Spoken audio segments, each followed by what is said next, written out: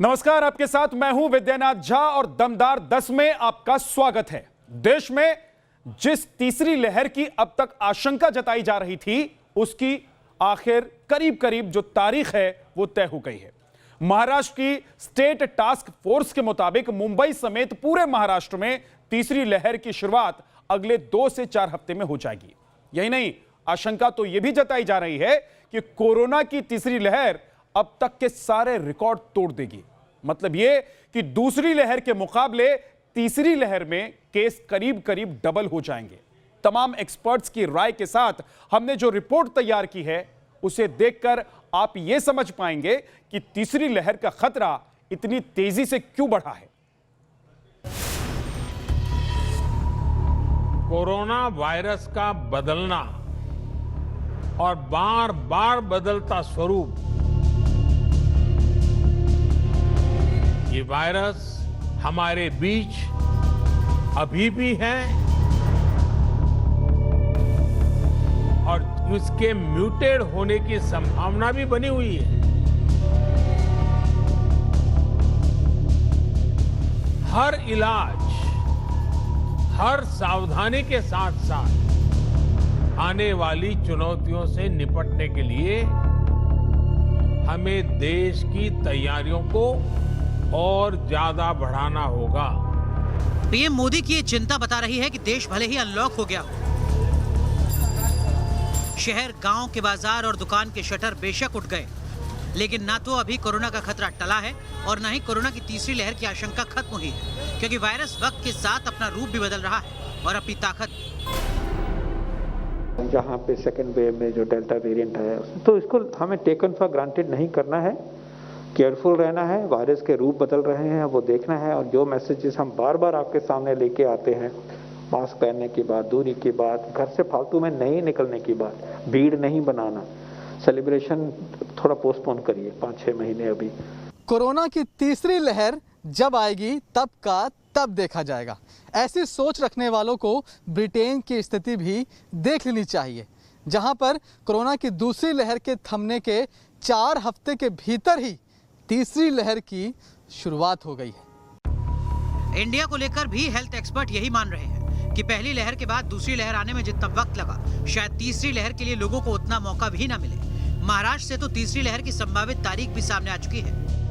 महाराष्ट्र की Covid task force ने चेतावनी दी है कि राज्य में अगले 2 से 4 हफ्ते के भीतर कोरोना की तीसरी लहर आ सकती है। तीसरी लहर में नए कोरोना केस की संख्या दूसरी लहर से दुगनी हो सकती है। यही नहीं, आशंका तो यह भी जताई गई है कि अगर तीसरी लहर आई तो सूबे में एक वक्त पर एक्टिव केस की संख्या सारे रिकॉर्ड तोड़ देगी। कोरोना की पहली लहर के हालात हों या फिर दूसरी लहर की सुनामी, दोनों ही लहर में सबसे ज्यादा कहर महाराष्ट्र ने ही झेला। दूसरी लहर की शुरुआत तो एक तरह से महाराष्ट्र में ही हुई। महाराष्ट्र में जब पहली लहर आई तो एक वक्त पर सबसे ज्यादा एक्टिव केस 13 सितंबर 2020 को रिकॉर्ड हुए, जो 3 लाख के पार थे। दूसरी लहर के दौरान 22 अप्रैल को सबसे ज्यादा एक्टिव केस 6,99,000 से ज्यादा रिकॉर्ड हुए थे और अब आशंका है कि तीसरी लहर में एक वक्त पर एक्टिव केस की संख्या 8 लाख के भी पार पहुंच जाएगी। सोचिए, जब दूसरी लहर में ही महाराष्ट्र का पूरा हेल्थ सिस्टम सरेंडर मोड पर नजर आ रहा था, तब तीसरी लहर का विकराल रूप सामने आएगा तो हालात कितने भयावह होंगे। महाराष्ट्र सरकार में एक हाई लेवल कमेटी की अभी रिसेंटली मीटिंग हुई है, जिसमें उन्होंने कहा है कि डेल्टा प्लस नाम का जो वेरिएंट है कोविड का, इसके कारण तीसरी लहर आ सकती है और तीसरी लहर अगर आई तो हो सकता है कि ये दूसरी लहर से भी ज़्यादा खतरनाक हो। तीसरी लहर से बचने के लिए दोनों की जिम्मेदारी है, जनता की भी कि वो कोविड अप्रोप्रिएट बिहेवियर का कड़ाई से पालन करे और सरकार की भी कि कम से कम समय में अधिक से अधिक लोगों को वैक्सीन लगा दे। अब सवाल है कि वायरस का डेल्टा प्लस वेरिएंट क्या है, जो महाराष्ट्र समेत पूरे देश में तीसरी लहर की वजह बन सकता है। डेल्टा प्लस उसी डेल्टा वेरिएंट का बदला स्वरूप है जो दूसरी लहर में कोरोना की सुनामी लेकर आया था। सबसे गंभीर बात यह है कि इस पर मोनोक्लोनल एंटीबॉडी कॉकटेल का भी असर नहीं होता। अनलॉक के बाद मुंबई की सड़कों पर जिस तरह से भीड़-भाड़ देखी जा रही है, वो भी एक्सपर्ट्स की चिंता बढ़ा रही है, क्योंकि इस भीड़ में एक्सपर्ट वो चेन देख रहे हैं जो अगर कड़ी दर कड़ी जुड़कर तैयार हुई तो सुनामी तय मानिए। डेल्टा प्लस का पहला केस मुंबई से पौने 800 किलोमीटर दूर भोपाल में मिला है, लेकिन इसे मुंबई या देश के दूसरे शहरों तक पहुंचने में ज्यादा वक्त नहीं लगेगा। और अगर ऐसा हुआ तो देखते ही देखते तीसरी लहर हमारे और आपके सामने होगी। में हम जो तीसरी वेव के बारे में सोच रहे हैं, तो डेल्टा और डेल्टा प्लस ये जो वायरस का म्यूटेशन में जो फ़र्क हो गया है, तो उसके बारे में डेफिनेटली हमको उसके ऊपर ध्यान दे के कार्रवाई करनी पड़ेगी, क्योंकि अगर वो बढ़ जाते हैं केस तो थर्ड वेव चालू होने के लिए टाइम नहीं लगेगा। देश में वायरस के नए वेरिएंट के मिलने की पुष्टि ऐसे वक्त में हुई है जब एम्स और वर्ल्ड हेल्थ ऑर्गेनाइजेशन का सीरो सर्वे हमारे सामने है। इस सीरो सर्वे में कुल 4,509 लोगों को शामिल किया गया, जिसमें 3809 एडल्ट और 700 बच्चे थे। वयस्कों में पॉजिटिव दर 63.5% दर्ज की गई, जबकि बच्चों में पॉजिटिविटी रेट 55.7% था। यानी दूसरी लहर में कोरोना संक्रमण ने जितने वयस्कों को अपनी चपेट में ले लिया, उतने ही बच्चे भी इससे संक्रमित हुए। हाँ, ये बात अलग है कि कई बच्चों में वायरस के सिम्टम नजर नहीं आए, जिससे उन्हें कोई गंभीर समस्या भी नहीं हुई। वायरस अगर रूप बदलता है, वायरस ने अपना चेहरा ही बदल दिया, और वो ऐसा वायरस हो जो कि ग्रोइंग ह्यूमन बीइंग जो है, बच्चे हैं हमारे, उसमें इन्फेक्ट करे, तो कहाँ किस तरफ जा सकती है बात। तो तैयारी के रूप में कोई कमी नहीं होनी चाहिए। बच्चों के सर्टेन नंबर है एक पॉपुलेशन में, उसको मद्देनजर रखते पूरी तैयारी होनी चाहिए। और आज अगर ये माइल्ड डिजीज है, कल को सीवियर हो जाए, उसको भी मन में रख के करना चाहिए। तीसरी लहर के खतरे के बीच अनलॉक हुई दिल्ली की बाजारों में भी फिर से भीड़ बढ़ रही है। जैसे जैसे दिल्ली में कोरोना का ग्राफ गिर रहा है, वैसे वैसे लोगों के मास्क भी डाउन हो रहे हैं। सोशल डिस्टेंसिंग का दायरा भी बढ़ती भीड़ के साथ सिमटता जा रहा है। लोगों की इसी लापरवाही पर दिल्ली हाईकोर्ट ने खुद ही संज्ञान लिया है। हाईकोर्ट ने इस बारे में केंद्र और दिल्ली सरकार को सख्त कदम उठाने को कहा है। हाईकोर्ट ने कहा कि हमने दूसरी लहर में बहुत बड़ी कीमत चुकाई है, लिहाजा कोविड प्रोटोकॉल का उल्लंघन तीसरी लहर को तेज करेगा, जिसकी अनुमति नहीं दी जा सकती है। हाईकोर्ट ने अधिकारियों से सख्त कदम उठाने को कहा है। दुकानदारों को जागरूक करने के लिए कहा गया है। हाईकोर्ट की ये चिंता यूं ही नहीं है, क्योंकि कोरोना की तीसरी लहर को लेकर ब्रिटेन और ब्राजील का एग्जाम्पल हमारे सामने है। ब्रिटेन में तीसरी लहर की आहट के बाद अनलॉक टाल दिया गया। ब्राजील में तो वायरस के एक दो नहीं बल्कि 19 अलग-अलग वेरिएंट मिले हैं। ब्रिटेन में 3 महीने बाद 17 जून को एक दिन में 11,000 से ज्यादा मामले सामने आए। ब्राजील भी अब तीसरी लहर की ओर बढ़ चला है। यूके का भी कंसर्न है अभी कि जो ये डेल्टा प्लस वेरिएंट है, यह हो सकता है कि जो ऑलरेडी जो है जिनको वैक्सीन लगी है उसको बाईपास कर रहा है। उनके पास थोड़े से जो है इसके एविडेंसेस भी हैं, वह हमें मॉनिटर करते रहना पड़ेगा। जाहिर है तीसरी लहर की तस्वीर और तारीख दोनों ही हमारे सामने है, और फैसला हमको मिलकर करना है। तीसरी लहर को मास्क और सामाजिक दूरी से रोकेंगे या फिर लापरवाही के साथ इसके आने का काउंटडाउन गिनेंगे। Team News Nation. दमदार 10 में अब नेशन स्पेशल, जिसमें बात उस ख्वाब की जो जल्द हकीकत में बदलने वाला है। ड्रोन उस तकनीक का नाम है जो दुनिया बदल रहा है। जंग के मैदान में दुश्मनों के छक्के छुड़ाने से लेकर दुर्गम इलाकों तक ऑपरेशन में अब ड्रोन का इस्तेमाल किया जा रहा है। लेकिन क्या आप ये जानते हैं कि वो दिन दूर नहीं है जब हिंदुस्तान में ड्रोन घर घर फूड पैकेट्स और दवाओं की डिलीवरी भी करेगा। इसका ट्रायल और टेस्टिंग शुरू हो चुका है। हमारी इस एक्सक्लूसिव रिपोर्ट में देखिए और समझिए कि ड्रोन कैसे अब रोजमर्रा की जिंदगी बदलने वाला है।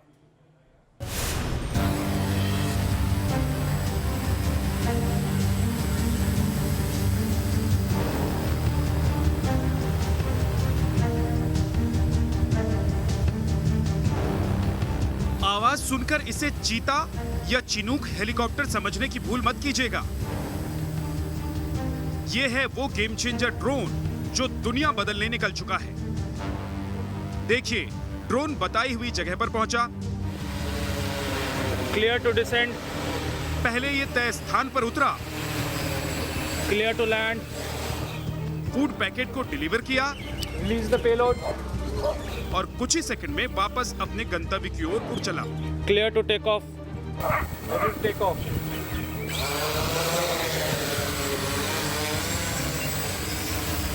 इधर ऑर्डर दिया और उधर कुछ ही वक्त में खाने का गर्मा गर्म पैकेट आप तक पहुंच गया।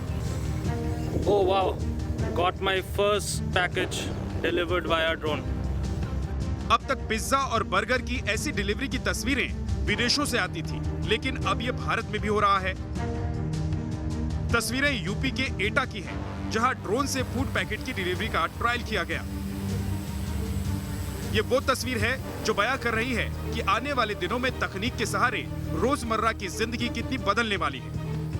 भारत में ड्रोन की शुरुआत एक तरह से हो चुकी, काफ़ी लंबा समय हुआ है, लेकिन इसको आने वाले समय में कैसे तकनीक के तौर पे इस्तेमाल किया जाए, कैसे लोग इसका इस्तेमाल कर सकें, कैसे इसके माध्यम से दवाओं को एक जगह से दूसरी जगह भेजा जा सके या फिर खाने के पैकेट्स कैसे भेजा जा सकें, इसको लेकर के लगातार परीक्षण जो है वो हो रहे हैं। ये है एएन सिग्लिफ्ट और एएन सिग्लिफ्ट से आज हम एक ऐसी जगह पे आए हैं जहां पर इसका बाकायदा परीक्षण किया जा रहा है। परीक्षण इस बात को लेकर के कि यहां से हम फूड पैकेट्स को एक जगह से दूसरी जगह डिलीवर करेंगे इस ड्रोन के माध्यम से। ये ड्रोन डिलीवरी में काफ़ी मददगार साबित होते हैं और भारत में अब इसकी शुरुआत एक तरह से कहा जाए कि हो रही है। पहले इसका परीक्षण किया जा रहा है और इस परीक्षण के साथ में जब इसकी परमिशन पूरी तरीके से अथॉरिटी से मिल जाएगी तब इसको भारत में आने वाले समय में धीरे धीरे अप्लाई किया जाने लगेगा। यानी वो समय अब दूर नहीं है जब इस तरह के ड्रोन से हम पैकेट्स को डिलीवर कर सकेंगे, खाने के पैकेट्स को डिलीवर कर सकेंगे या फिर दवाओं को डिलीवर कर सकेंगे। यही नहीं, तमाम ऐसी वैक्सीन से, खासतौर पे कोरोना वैक्सीन को लेकर के जो बात सामने आ रही है कि रिमोट एरियाज में इस तरह के ड्रोन काफी मददगार साबित हो सकते हैं वैक्सीन को वहां तक पहुंचाने के लिए। अमेरिकी कंपनी ANRA टेक्नोलॉजी फूड और वैक्सीन डिलीवरी करने के लिए ड्रोन की टेस्टिंग कर रही है, जिसका जायजा लेने के लिए न्यूज नेशन की टीम यूपी के एटा में ग्राउंड जीरो पर पहुंची। ड्रोन बनाने वाली कंपनी का दावा है कि एएन सिग्लाइट नाम वाला ये ड्रोन दुर्गम इलाकों में मेडिसिन और कोरोना वैक्सीन भेजने में भी कारगर है। तो ये जो जगह आप देख रहे हैं, पहले मैं आपको ये जगह दिखाता हूं। इस जगह को चुना गया है इस पूरे परीक्षण को चेक करने के लिए कि क्या ये सही तरीके से काम कर रहा है, क्या ये ड्रोन एक गंतव्य से दूसरे गंतव्य तक फूड पैकेट्स हो, मेडिसिन हो, ये तमाम चीज़ों को डिलीवर कर पा रहा है या नहीं कर पा रहा है। इसके लिए हमें ये जगह चुनी गई है। ये ड्रोन कैसे काम करता है इसका लाइव डेमो आपको दिखाएंगे, लेकिन उससे पहले आपको ये जान लेना चाहिए कि दुनिया में 2 तरीकों के ड्रोन का इस्तेमाल किया जाता है। पहला visual line of site drone, जो जहां तक जाएगा आप उसे उड़ते हुए देख सकते हैं, और दूसरा वो ड्रोन है जिन्हें beyond visual line of site drone कहा जाता है। ये ड्रोन 400 मीटर से ज्यादा दूरी कवर कर सकते हैं। ये हमारी आंखों से ओझल होंगे लेकिन अपना टारगेट पूरा करेंगे। फूड पैकेट या मेडिसिन डिलीवर करने वाले ड्रोन क्योंकि आंखों से ओझल हो जाते हैं, इसलिए एक कंट्रोल रूम से इस पर नजर रखी जाती है। ये नीचे जो आप सबसे लोअर पोर्शन में बॉक्स देख रहे हैं, ये है इसका पैकेज कंटेनर। ठीक है। तो इसमें हम नीचे एक प्लेट लगी है, उसके माध्यम से पैकेज उस पर सिक्योरली टाई करके इसमें एंगेज कर देते हैं। ठीक है। और उसके बाद ये ड्रोन हमारे वहाँ अगर आप दिखाना चाहें तो वो है हमारा कमांड एंड कंट्रोल सेंटर। आप देखिए वहाँ पे कमांड एंड कंट्रोल है, वहाँ पर सिस्टम पूरा लगा हुआ है और यहाँ से इसकी दिशा तय कर दी गई है और दूरी तय कर दी गई है।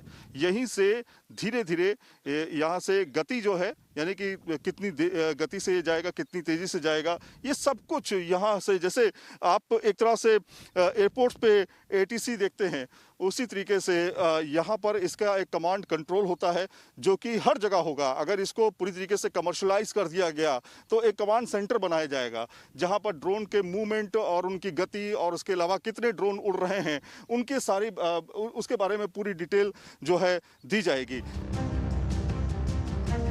एएन सिग्लाइट नाम का ये ड्रोन दिखने में छोटा जरूर है, लेकिन इसकी खूबियां बेमिसाल हैं। एक बार में करीब 5 किलोमीटर की दूरी तय कर सकता है।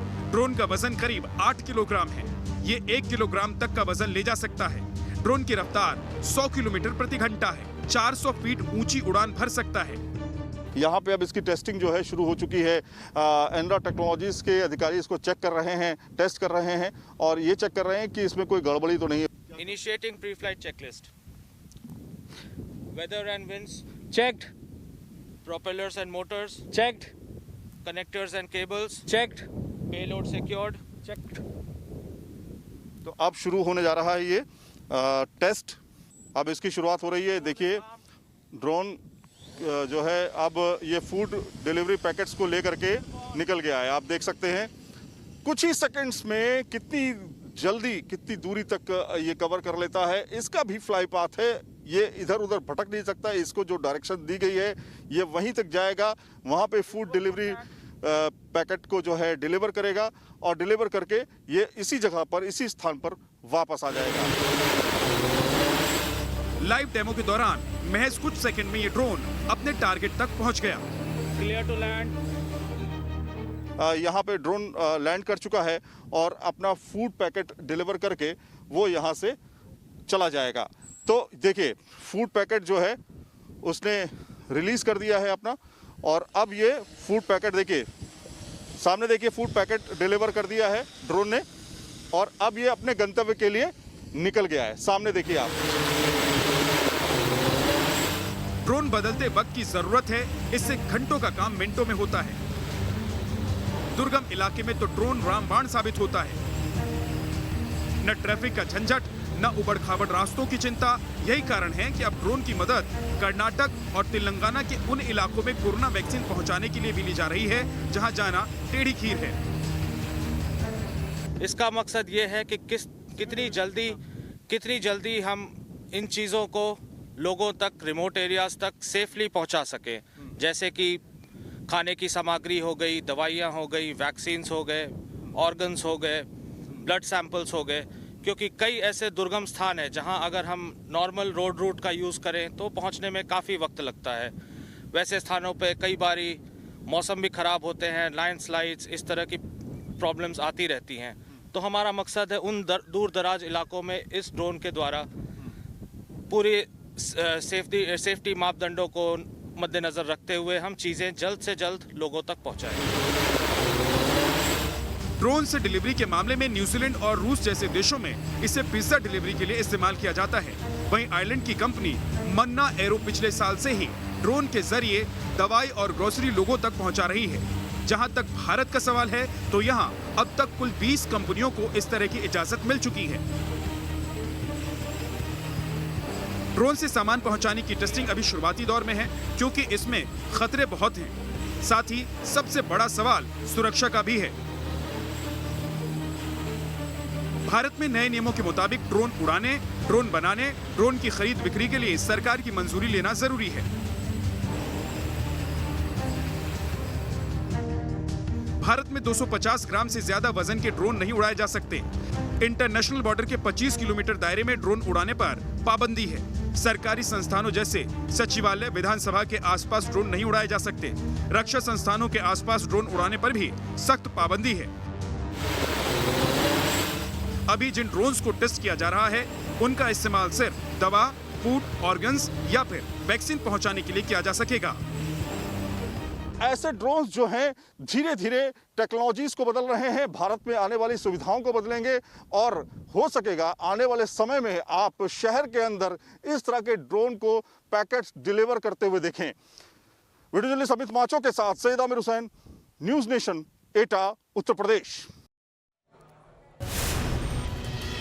और दमदार 10 में अब आपको वो 50 खबरें दिखाते हैं जो आज पूरे दिन घटी है। ट्विटर और संसदीय समिति के बीच मैराथन बैठक, देश का कानून सर्वोच्च, ट्विटर की नीति नहीं, नियमों के उल्लंघन पर क्यों न लगे ट्विटर पर जुर्माना। घाटी के मौजूदा हालात पर गृहमंत्री अमित शाह की अहम बैठक, शाह ने कहा विकास और जल कल्याण सरकार की प्राथमिकता।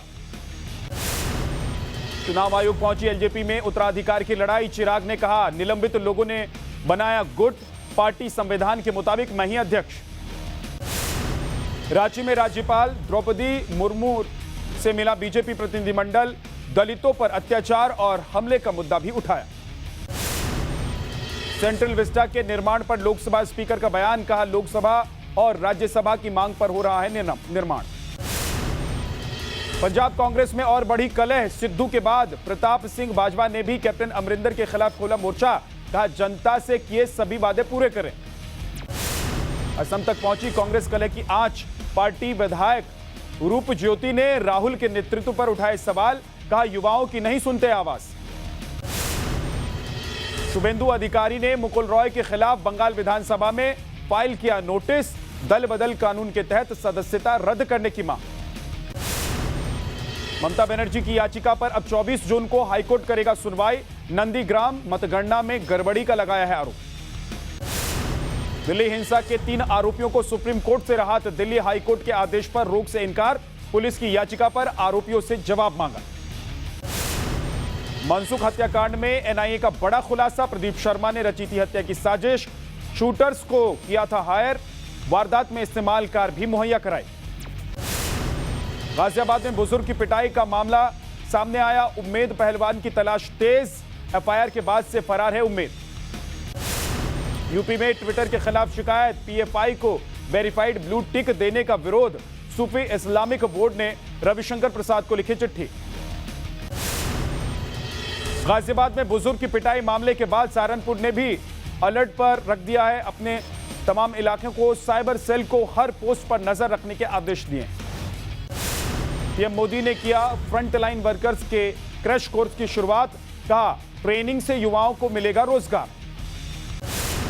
महाराष्ट्र में 24 घंटे के अंदर कोरोना के करीब 9,800 नए मामले। 198 मरीजों ने तोड़ा दम। मुंबई में एक दिन में 762 नए केस। दिल्ली में अब काबू में आ रहा है कोरोना। 24 घंटे में महज 165 मरीज मिले। 14 मरीजों की मौत हुई। कोरोना संक्रमण पर स्वास्थ्य मंत्रालय का बयान। कहा बीते 6 हफ्ते में कम हुए कोरोना के केस। सीरो सर्वे में 28% बच्चों में संक्रमण कम। मुंबई की कांदीवली सोसाइटी में फर्जी वैक्सीनेशन कैंपेन का मामला। पुलिस ने 4 लोगों को गिरफ्तार किया। हरिद्वार कुंभ कोरोना मामले में जांच के आदेश। हरिद्वार एसएसपी ने गठित की एसआईटी।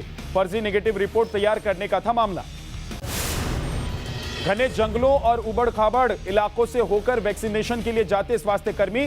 छत्तीसगढ़ के बलरामपुर से यह तस्वीर सामने आई। उज्जैन का महाकालेश्वर मंदिर 28 जून से खुलेगा। दर्शन के लिए ऑनलाइन बुकिंग करनी होगी। वैक्सीनेशन का सर्टिफिकेट भी देना होगा। इस बार गंगा दशहरा के मौके पर श्रद्धालु नहीं लगा सकेंगे गंगा में डुबकी। हरिद्वार में बाहरी श्रद्धालुओं को एंट्री नहीं मिलेगी। देवस्थानम बोर्ड को भंग करने की मांग पर अड़े तीर्थ पुरोहित। भारी बारिश के बावजूद शीर्षासन करने पर विरोध जताया। ग्वालियर में लाइन ट्रिपिंग की लगातार शिकायत मिलने पर इलेक्ट्रिक पोल पर चढ़े एमपी के ऊर्जा मंत्री प्रद्युमन सिंह तोमर।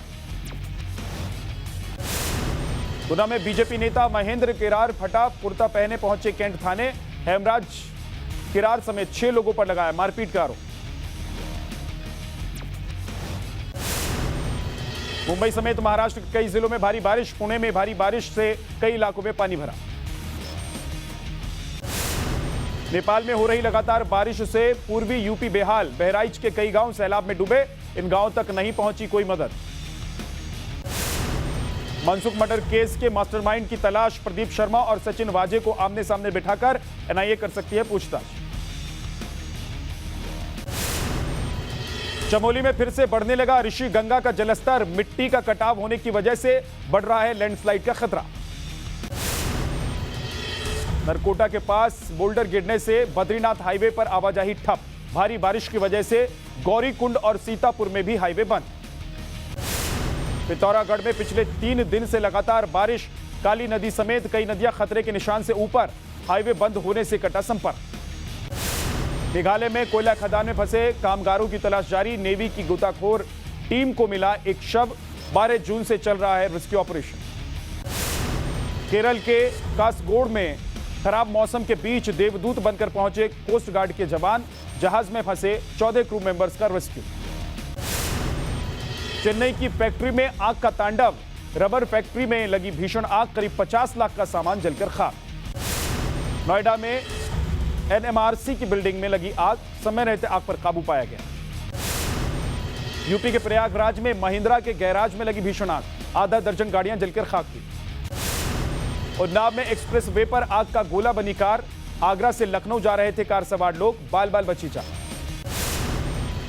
सहारनपुर में बैलेंस बिगड़ने पर एक्टिवा सवार युवक गड्ढे में गिरा। राहगीरों ने शख्स को गड्ढे से बाहर निकाला। यूपी एटीएस ने 4 और रोहिंग्याओं को पकड़ा। मानव तस्करी समेत कई अवैध कामों में शामिल होने पर रोहिंग्याओं को पकड़ा गया है। लखनऊ में शराब की चोरी करने वाले गैंग का खुलासा। गाड़ी में लाल नीली बत्ती लगाकर घूमते थे आरोपी। पटना में घूसखोरी के आरोप में 3 पुलिसकर्मियों को विजिलेंस टीम ने किया गिरफ्तार।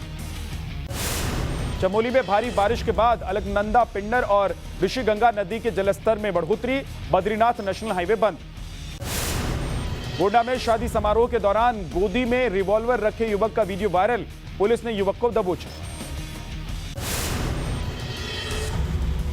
Rakbar Khan mob lynching case में 5वां आरोपी नवल किशोर अलवर से गिरफ्तार। 20 जुलाई 2018 को हुई थी मॉब लिंचिंग। मुरादाबाद में फर्जी कांस्टेबल की खुली पोल, पिछले 5 साल से अपने रिश्तेदार की जगह कर रहा था नौकरी। मुंबई में पुलिस ने 2 टीवी एक्ट्रेस को किया गिरफ्तार, चोरी का लगा आरोप, सीसीटीवी में कैद हुई चोरी की घटना।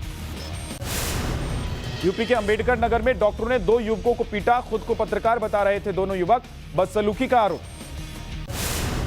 बिहार के दरभंगा रेलवे स्टेशन पर धमाका, पार्सल में हुआ ब्लास्ट, जांच में जुटी फॉरेंसिक टीम। उन्नाव में पुलिस पर पथराव का मामला, 6 आरोपियों पर मामला दर्ज, 3 पर 25-25 हजार का इनाम। दमदार 10 में अब आपको वो 10 बड़ी खबरें दिखाते हैं जो दिन भर सुर्खियों में रही। एलजेपी में अधिकार की लड़ाई चुनाव आयोग के चौखट तक पहुंच चुकी है। आज चिराग पासवान इलेक्शन कमीशन पहुंचे, आयोग के सामने अपना पक्ष रखा और पार्टी संविधान के मुताबिक खुद को राष्ट्रीय अध्यक्ष बताया। तो 2019 में मुझे लोक जनशक्ति पार्टी का राष्ट्रीय अध्यक्ष चुना गया था और लोक जनशक्ति पार्टी के संविधान के अनुसार 5 साल के लिए लोक जनशक्ति पार्टी का राष्ट्रीय अध्यक्ष, हर 5 साल के बाद राष्ट्रीय अध्यक्ष का चुनाव होता है। कल पटना में एलजेपी की मीटिंग में पशुपति पारस को एलजेपी का अध्यक्ष चुना गया था, जिसे चिराग पासवान ने असंवैधानिक बताया है। पंजाब कांग्रेस में जारी कलह के बीच खबरें आई कि कैप्टन अमरिंदर सिंह और सांसद प्रताप सिंह बाजवा के बीच पैचअप को लेकर मुलाकात हुई, लेकिन बाजवा अब खुद इस मुलाकात से इनकार कर रहे हैं। बाजवा ने साफ कहा है कि जब मुलाकात होगी तो सबके सामने होगी और मुद्दों पर होगी। इकट्ठे होकर सभी को चलना होगा, कोई कर्नल ओवरनाइट जनरल नहीं बन सकता। आप इतनी बात समझे, बहुत काबिल कोई कर्नल भी होगा, उसको जनरल बनने के लिए कुछ वक्त का इंतजार करना होगा। बाजवा के बयान से साफ है कि कांग्रेस आलाकमान जिस तरह से नवजोत सिंह सिद्धू को तरजीह दे रहा है, वो प्रताप सिंह बाजवा समेत दूसरे नेताओं को खटक रहा है। यूपी में अगले साल होने वाले विधानसभा चुनाव के लिए समाजवादी पार्टी एक्टिव मोड में आ चुकी है। खबरों के मुताबिक पार्टी ने 5 फॉर्मूलों पर काम शुरू कर दिया है। समाजवादी पार्टी बीजेपी से काम का हिसाब मांगेगी। इसके साथ बीजेपी की अंदरूनी राजनीति पर भी चोट करने की तैयारी है। समाजवादी पार्टी छोटे दलों से गठबंधन पर जोर देगी। इस बार चुनाव में समाजवादी पार्टी में शिवपाल यादव की भूमिका तय मानी जा रही है। खबर है कि परिवार एक बार फिर से एकजुट हो चुका है। दूसरे दलों के बागी विधायकों पर भी समाजवादी पार्टी की नजर है। कोई भी फार्मूला लगाना पड़े, भाजपा को हटाएंगे, उत्तर प्रदेश को माननीय अखिलेश यादव जी के नेतृत्व में तरक्की की तरफ ले जाएंगे, बस यही फार्मूला है। यूपी में जारी सियासी गहमागहमी के बीच हर सियासी दल विरोधियों के खिलाफ मोर्चाबंदी में जुटा है। शहमात का खेल शुरू हो चुका है। हाथों में प्ले कार्ड लेकर सड़कों पर यह प्रदर्शन हो रहा है डॉक्टरों का। आज दिल्ली समेत देश भर के डॉक्टर्स खुद की सुरक्षा की मांग को लेकर सड़कों पर उतरे। डॉक्टरों की मांग है कि उनके खिलाफ हिंसा करने वालों को सख्त सजा दी जाए। इसे लेकर केंद्र सरकार कड़े कानून बनाए। 2019 में पार्लियामेंट्री कमेटी गठन की गई थी, उन्होंने रिपोर्ट दिया था, लेकिन गवर्नमेंट ने उसके ऊपर कुछ विचार विनिमय नहीं किया। एक और डॉक्टर्स अपनी सुरक्षा के लिए प्रदर्शन कर रहे हैं, तो वहीं डॉक्टर की पिटाई की ये तस्वीर असम के होजाई जिले से सामने आई है। यहाँ कोरोना संक्रमित मरीजों की मौत के बाद कुछ लोगों ने डॉक्टर की पिटाई कर दी। मुंबई में 9 जगहों पर वैक्सीनेशन ड्राइव चलाकर सैकड़ों लोगों के साथ धोखाधड़ी करने वाले जालसाज सलाखों के पीछे पहुंच गए हैं। मुंबई पुलिस के मुताबिक वैक्सीन के नाम पर धोखाधड़ी का पूरा गैंग काम कर रहा था। इस गैंग ने मुंबई में 9 जगहों पर वैक्सीनेशन कैंप लगाया। कम पढ़े लिखे लोगों के ग्रुप ने वैक्सीनेशन किया। कोविड ऐप पर फर्जी एंट्री दिखाने के लिए भी 2 लोगों को हायर किया गया था। वैक्सीनेशन के वक्त तस्वीर लेने से मना किया गया था। वैक्सीनेशन के वक्त शीशी पर सील नहीं थी। मुंबई जैसे बड़े शहर में वैक्सीनेशन के नाम पर फ्रॉड होना लोगों का भरोसा तोड़ने के साथ ही वैक्सीनेशन महाअभियान पर भी दाग है। ट्विटर और सरकार के बीच तकरार और गहरी हो गई है। आज संसदीय समिति के सामने ट्विटर इंडिया के प्रतिनिधि पेश हुए तो उन्होंने कहा कि वो देश के कानून को नहीं, अपने नियम को मानेंगे। न्यूज एजेंसी के मुताबिक आईटी से जुड़ी संसद की स्थायी समिति के सामने जब ट्विटर इंडिया से पूछा गया कि क्या वो देश के कानून का पालन करती है, तब उसके प्रतिनिधि ने कहा कि हम अपनी खुद की नीतियों का पालन करते हैं, जिस पर समिति ने ट्विटर को कड़ी फटकार लगाई।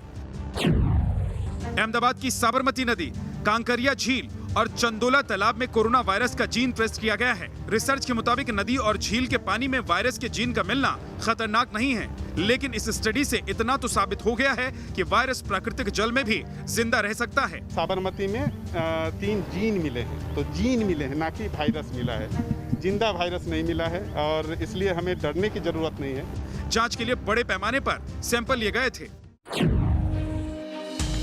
एंटीलिया और मनसुख मर्डर केस की जांच कर रही एनआईए को शक है कि पूर्व एनकाउंटर स्पेशलिस्ट प्रदीप शर्मा पूरे कांड का मास्टरमाइंड है। सिर्फ मनसुख मर्डर ही नहीं, विस्फोटक कांड की साजिश भी प्रदीप ने ही रची है। जांच में ये भी सामने आया है कि मनसुख की हत्या के लिए प्रदीप ने ही सुपारी दी थी। जिस कार में मनसुख का मर्डर हुआ उसे भी प्रदीप ने ही अरेंज किया था। एनआईए की गिरफ्त में आए आरोपी सतीश और मनीष ने जांच में कबूल किया कि उन्होंने वाजे और प्रदीप के कहने पर ही मनसुख की हत्या की थी। इस काम के लिए वाजे ने पैसे दिए थे। अब एनआईए वाजे और प्रदीप को आमने सामने बिठाकर पूछताछ करेगी। प्रदीप शर्मा 28 जून तक एनआईए की कस्टडी में है। उफान पर नदी नाले, मवेशी तेज धार में फंसा है। मौके पर पहुंची रेस्क्यू टीम एक्शन में है। तस्वीरें महाराष्ट्र के पालघर की है, जहां जबरदस्त बारिश की वजह से सड़क पर मानो नदी बह रही है। दुकानों में पानी घुस गया। महाराष्ट्र के नांदेड़ में भी बारिश की वजह से पुल बह गए। इसकी वजह से लोगों के आने जाने में परेशानी हो रही है। गुजरात में मूसलाधार बारिश की वजह से लोगों की परेशानी बढ़ गई है। अमरेली में बाइक सवार पानी की उफनती लहरों के बीच फंस गया। बाइक सवार को तो बचा लिया गया, लेकिन बाइक पानी में बह गई। बाढ़ और बारिश से यूपी बिहार से लेकर बंगाल तक हाल बेहाल है। यूपी के महाराजगंज में लगातार हो रही बारिश से पुलिस चौकी में पानी घुस गया। शहर के कई इलाके पानी में डूब गए। वहीं गोरखपुर में बारिश की वजह से रोहिन नदी खतरे के लाल निशान को पार कर गई। राप्ती नदी का जलस्तर भी 1.5 मीटर से ज्यादा बढ़ गया। नेपाल की गंडक नदी में 4 लाख क्यूसेक से ज्यादा पानी आने से यह हालात है। बिहार के मोतिहारी जिले में भी नेपाल से छोड़े गए पानी की वजह से बाढ़ के हालात है। लगातार हो रही बारिश की वजह से पश्चिम बंगाल में भी हालात बिगड़े हैं। आसनसोल शहर के कई इलाके पानी में डूब गए हैं। दामोदर नदी का जलस्तर बढ़ जाने से आज दुर्गापुर बैराज से 29,900 क्यूसेक पानी छोड़ा गया। हालात पर प्रशासन की नजर बनी हुई है। और अब आपको दिखाते हैं आज की अच्छी खबर। कई बार हायर एजुकेशन पाने के बावजूद लोगों को नौकरी नहीं मिलती है। ऐसे लोगों के लिए कश्मीर के शाहिद भट्ट किसी मिसाल से कम नहीं है, जिन्होंने अपने अनोखे कारोबार के साथ घाटी का नाम रोशन कर दिया है। उच्च शिक्षा और अनुभव के बावजूद कश्मीर घाटी में नौकरी पाने और व्यवसाय करने में युवाओं को समस्याओं का सामना करना पड़ता है। आज हम कश्मीर घाटी के एक ऐसे ही युवा के बारे में आपको बताएंगे, जिसने अपनी कड़ी मेहनत से अपने पारिवारिक व्यवसाय को आगे बढ़ाया और घाटी का नाम रोशन किया। ये शाहिद भट्ट हैं। इन्होंने कई परिवारों में फूल खिलाया है। कई चेहरों पर मुस्कान बिखरे हैं। कश्मीर में मेला नहीं लगता था, कश्मीर में कोई एग्जीबिशन नहीं लगता था फ्लावरिंग का। यहाँ पे लोगों को इतने से हो पाए हाखा वाखा प्लांट्स नहल। बाकी अभी तो आप समझो 100 से 1 लाख का प्लांट भी यहाँ पे कस्टमर प्रेफर कर रहा है। युवाओं को आकर्षित करने के लिए शाहिद ने सोशल मीडिया का भी सहारा लिया। शाहिद के नर्सरी में लगभग 120 से अधिक पौधे हैं और सोशल मीडिया के जरिए ग्राहकों को पौधों की अच्छी गुणवत्ता का सुझाव भी देते हैं। शाहिद के इस कदम ने कश्मीर घाटी के कई युवाओं को प्रेरित किया है। Team News nation. ट्विटर और सरकार के बीच तकरार और गहरी हो गई है। आज संसदीय समिति के सामने ट्विटर इंडिया के प्रतिनिधि पेश हुए तो उन्होंने साफ कहा कि वो देश का कानून नहीं बल्कि अपने नियम मानेंगे। समिति ने ट्विटर को कड़ी फटकार लगाई। समिति ने उनसे कहा कि देश का कानून सर्वोपरि है, आपकी नीति नहीं। आपको बता दें कि कांग्रेस सांसद शशि थरूर की अगुवाई वाली संसदीय समिति ने ट्विटर को अपने प्लेटफॉर्म के दुरुपयोग और नागरिकों के अधिकारों की रक्षा के मुद्दे पर तलब किया था।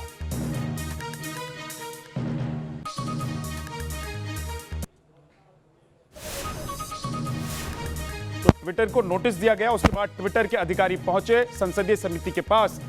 संसदीय समिति की तरफ से उन्हें सवाल जवाब किया गया। संसदीय समिति ने जब उनसे पूछा कि क्या आप नियम कायदों को फॉलो करते हैं, यानी कि उनका पालन करते हैं, भारत के कानून का पालन क्या आप करते हैं, तो ट्विटर की तरफ से कहा गया कि नहीं, वो अपनी नीति को फॉलो करते हैं। देखिए, हम आपको बताते हैं कि संसदीय समिति में जो शशि थरूर हैं उन्होंने क्या कहा और उसके बाद उस पर जवाब क्या आया। हमारे लिए अपने नियमों का पालन भी जरूरी है, यह ट्विटर की तरफ से कहा गया और साफ शब्दों में संसदीय समिति की तरफ से कह दिया गया है कि भाई आपको देश का कानून मानना होगा। ट्विटर भारत के सूचना प्रौद्योगिकी कानून का उल्लंघन करता है। निशिकांत दुबे ने कहा जो ट्वीट सही गलत है उसे रहने देते हैं और अस्वस्थ ट्वीट को हटा देते हैं। तो आपने देखा कि ट्विटर और भारत में जो ट्विटर के खिलाफ लड़ाई चल रही है, या फिर ट्विटर की तरफ से जो कुछ कदम उठाए गए हैं, या फिर जो नहीं किया गया, जो करना चाहिए था ट्विटर को, उसके बाद जब उनसे सवाल जवाब किया गया तो ट्विटर ने क्या जवाब दिया।